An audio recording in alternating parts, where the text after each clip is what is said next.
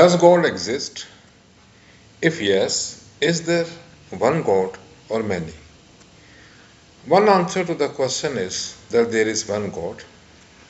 This is called theistic concept of God, according to which there is one perfect God who is a person or person-like.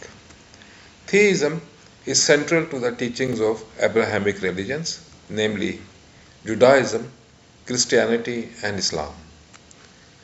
Saint Anselm's well-known phrase, "the being than which none greater can be conceived," is an eloquent expression of theistic concept of God. In theism, there are certain attributes of God. The first attribute is that God can bring about any state of affairs. In other words, God is omnipotent. God can also perform miracles. The critics of theism ask the question that if God is omnipotent, can he bring about that which is logically impossible or self-contradictory? For example, can God create a circle which is also a square? Can God decree that 2 and 2 will make 5 instead of 4? Can God create a being who is greater than God himself? Theists reply that God can't decree things that are illogical or self-contradictory. The second attribute of God is omniscience, which means that God knows all truths and all facts. God is also the source of all that is good. Now, the question arises that if God is the source of all that is good, where does evil come from? Abrahamic religions attribute evil to Satan, the adversary of God. In Christianity, Satan is a fallen angel, while in Islam, Satan is a jinn who is also called Iblis.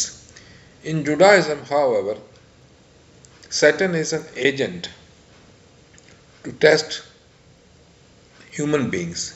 He is not a real being but a metaphor for evil, which lurks inside every human being.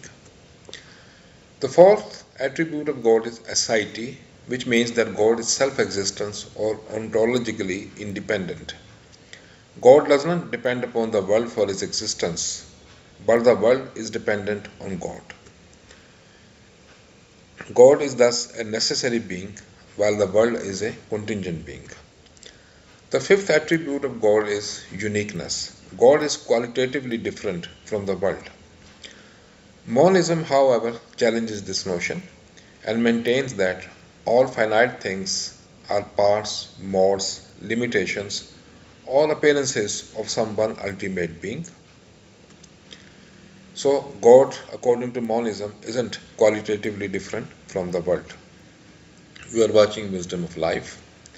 The sixth attribute is that God has no body. He is pure spirit but can affect physical things. God is timeless or outside time. Another version of this view is that God has infinite temporal duration in both past and future.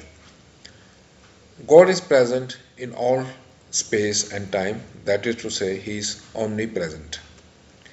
God is perfectly free. Nothing outside God can determine his action. It's always within God's power not to do what he does.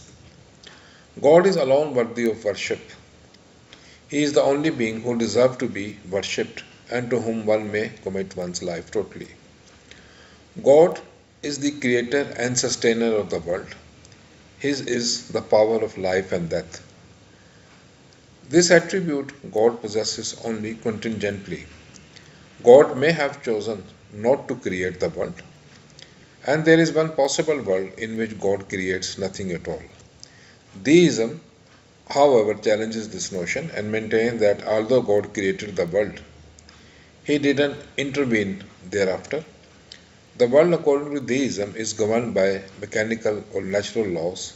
It is an engineering marvel. For theism, prayers and sacrifices are useless and there is no room for miracles. I trust you like this video. Please like, share and subscribe to my channel Wisdom of Life. Thanks for watching.